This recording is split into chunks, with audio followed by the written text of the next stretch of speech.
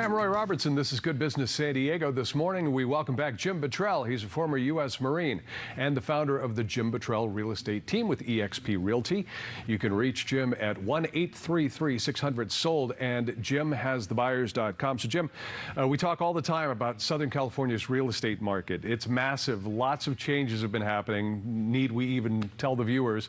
Over the last year, 2 years, it's just been crazy. But this has also impacted the people in the industry. Talk about that. Well, yeah, it has, because there's about half as many transactions as there used to be in the past years.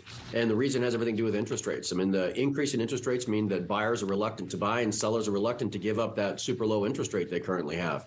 And for an industry as large as the real estate industry, running on half the number of sales is honestly, it's unsustainable, which is why we're seeing such carnage in the industry. We're seeing a massive number of agents leave the industry. We're seeing brokerages and teams, they're failing, going out of business. And we're seeing a lot of agents, they're changing their teams, changing their brokerages, looking for that lifeline that's going to help them survive the next 12 to 18 months. Well, so given all of this turmoil that you're describing here, what's it going to take for an agent to survive under these circumstances? That's a great question.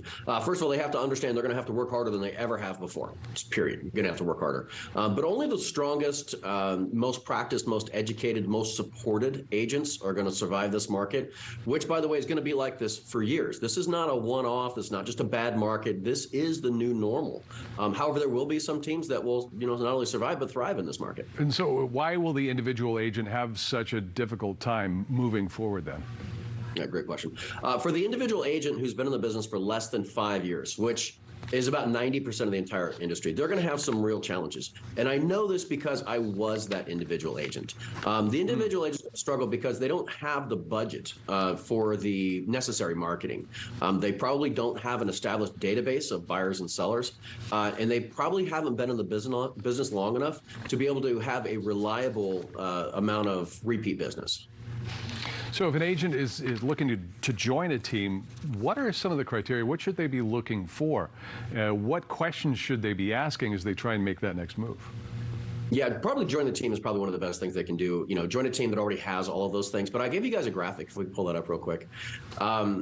One of the questions that somebody's going to want to ask, you got to remember, a job interview goes both ways. So if an agent's going to commit to a team, they have to know that that team is going to be there. In the end, they're going to survive this market. So first question is, how long have you been in business?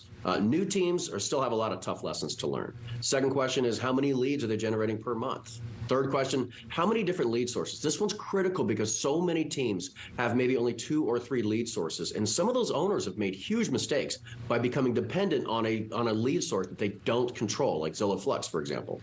Lose that one lead source and they lose the whole team. I've watched it happen. Number 4 is, how big is the existing database of buyers and sellers? Those are things that you're going to have to tap into when there aren't as many leads out there.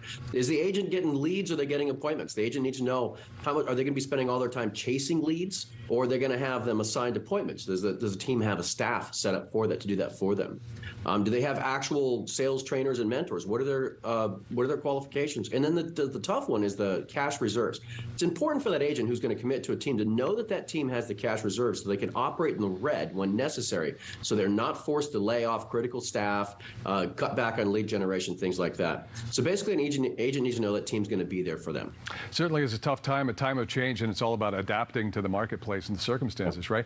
More information on this topic, you call Jim Bottrell directly, 1-833-600-SOLD.